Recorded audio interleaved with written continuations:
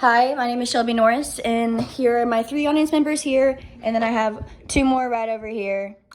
All right. Back when the Nashville, Tennessee school shootings happened, 3 adults and 3 children just over the age of 9 lost their lives. The shooter used an AR-15.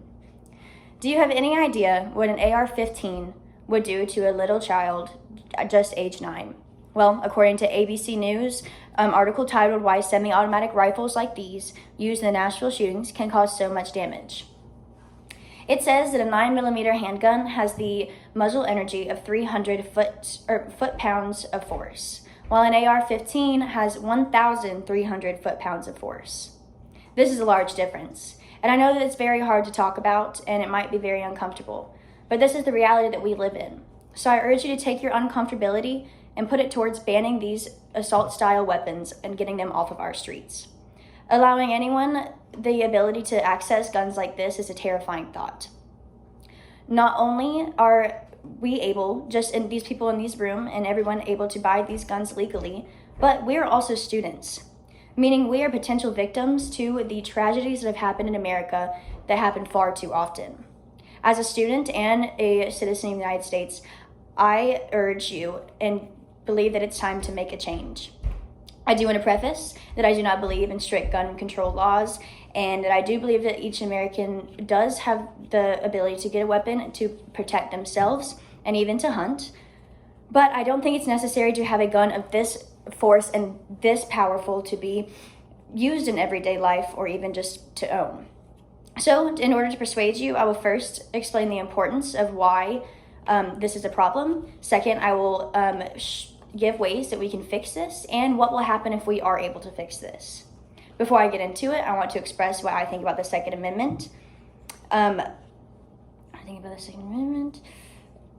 do believe that everyone is entitled to their opinions and that I will completely support what you agree, but I will just say that the Second Amendment says that all citizens should have the right to keep and bear arms, and they shall not be infringed. So I do want to remind you, though, that the Second Amendment was written 237 years ago. To put things simply, I urge you to read the Washington Post article written by Christopher Ingram titled "What Arms Looked Like When the Second Amendment Was Written." In this article, it states that evolving technology does call for evolving regulation, and I completely agree. I think this is perfectly said because the First Amendment has actually evolved with social media and with computers and phones, and so we have changed the First Amendment as they evolved with our new technology. But my question is, why hasn't the Second Amendment also evolved with new technology?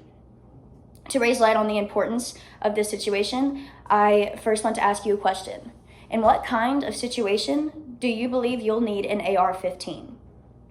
If your answer was for personal safety or for hunting, I want you to then think about when you're protecting yourself or when you're hunting, would you need a gun that shoots 45 bullets per minute at extreme force with extreme accuracy?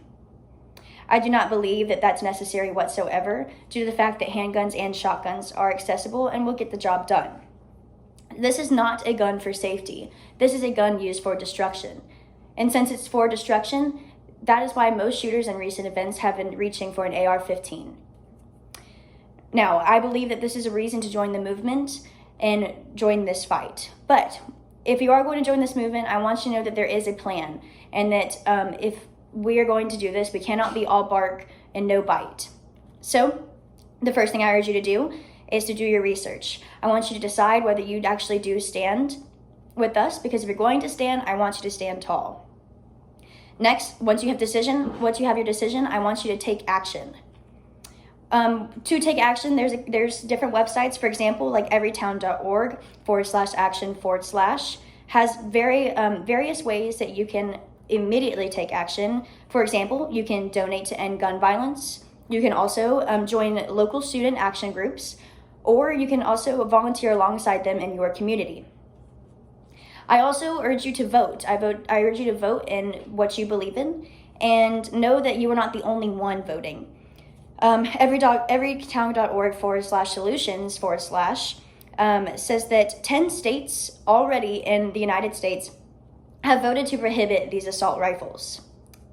So America already has the ball rolling, and there are going to be numbers empowered. If you choose to join and stand up, I think that we can get this completed. Now, I do want to say that I understand that a lot of people agree that it is the gun, or it is not the gun that kills people, but it's people that kill people. I want you to know I agree, though.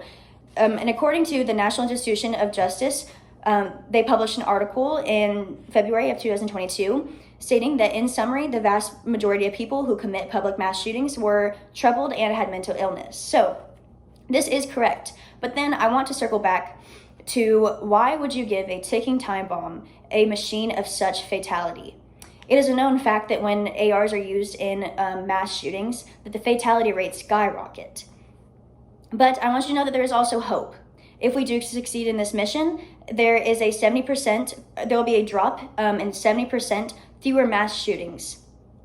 And according to Statista/statistics published by the Statista Research Department in 2023, it states that 65 different shootings have occurred with a rifle.